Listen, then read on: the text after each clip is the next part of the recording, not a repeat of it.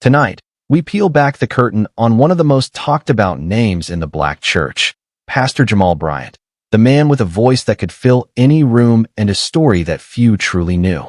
At 60 years old, he had dropped a truth so deep that people were left questioning everything they thought they understood about faith, leadership, and the quiet struggles that hide behind powerful smiles. You won't believe what he had been carrying all this time. For decades, Jamal Bryant stood in the middle of charisma and controversy. His sermons could light a fire in thousands of hearts, yet his name often burned in headlines that had nothing to do with the Bible. This wasn't just a story about a pastor. It was about a man who had lived two lives, one for the crowd and one for the mirror. From his early days, Jamal seemed destined for greatness. Born to two respected ministers, the church was not just his Sunday stop. It was his home, his world. He grew up breathing sermons, singing hymns, and believing that faith could fix anything. People around him said there was something special about the boy. Even as a teenager, he spoke with a boldness that felt far beyond his age. He had this rare spark, the kind that made people stop and listen. This is how a young preacher became the face of a movement before most his age even knew what purpose meant. He studied at Morehouse College, then went on to Duke University for his Master of Divinity.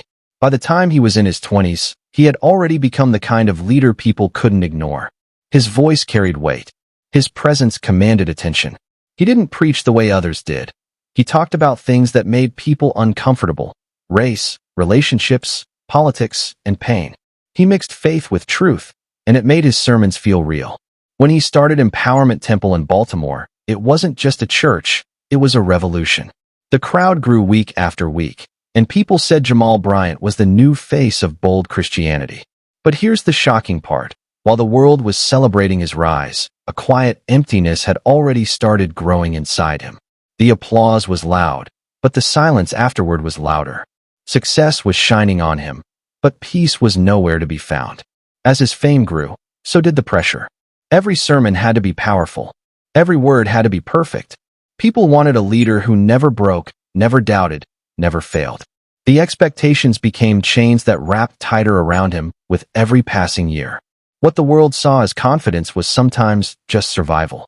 The spotlight was bright, but it burned. Suddenly, Jamal Bryant wasn't just a pastor. He was a brand. He had to look strong, speak strong, and be strong, even when he felt anything but that. Then came the storms. His personal life started becoming news. His marriage to reality star Jamal Bryant, once admired by many, became a topic for gossip blogs and talk shows. Their divorce was played out for the world to watch, and every rumor became another headline. The media made him sound like a man who had it all, but didn't know how to keep it. Some called him a hypocrite. Others said he was just human. But nobody saw what was happening underneath. Behind the polished suits and charming smile was a man slowly losing himself.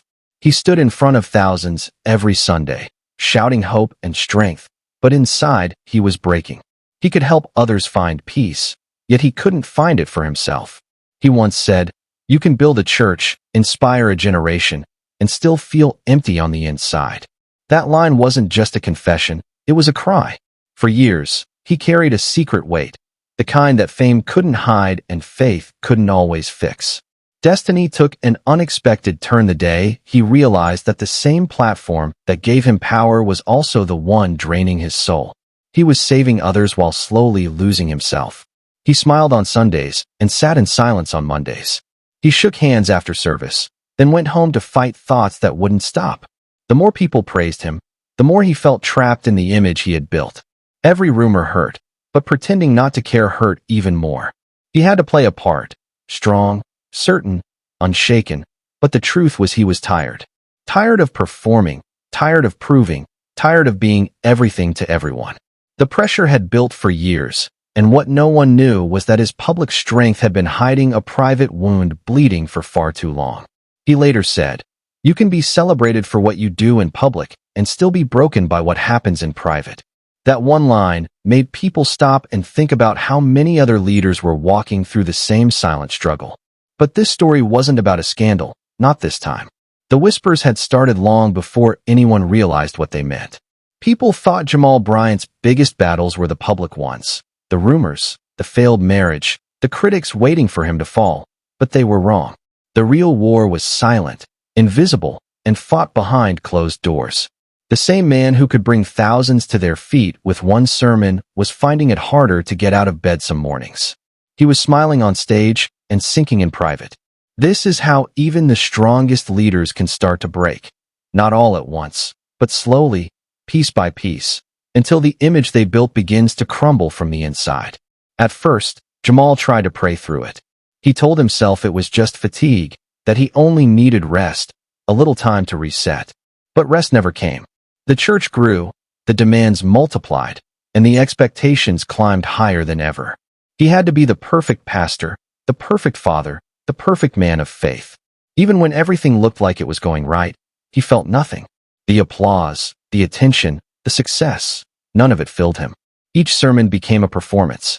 Each Sunday became another act in a show he didn't know how to stop performing.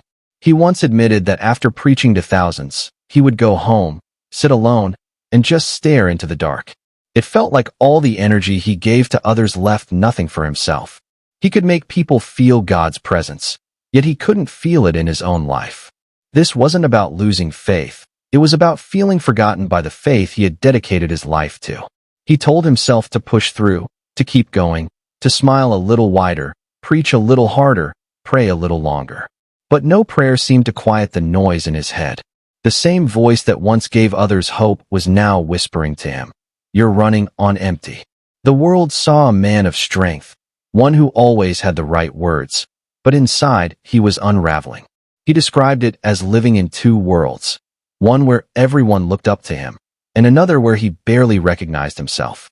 He wasn't fighting against others. He was fighting against himself.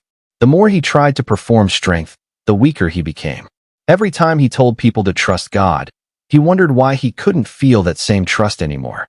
He said the hardest part of ministry wasn't preaching or leading, it was pretending. Pretending to be fine when everything inside him was falling apart. Pretending that the joy in his voice matched the emptiness in his heart. Pretending that he was healed when he was still bleeding. During this time, he realized how dangerous that silence could be. The world celebrated his victories, but no one asked about his battles. Pastors weren't supposed to admit weakness. Leaders weren't supposed to confess loneliness. So he kept it hidden, locking away the pain behind a perfect image.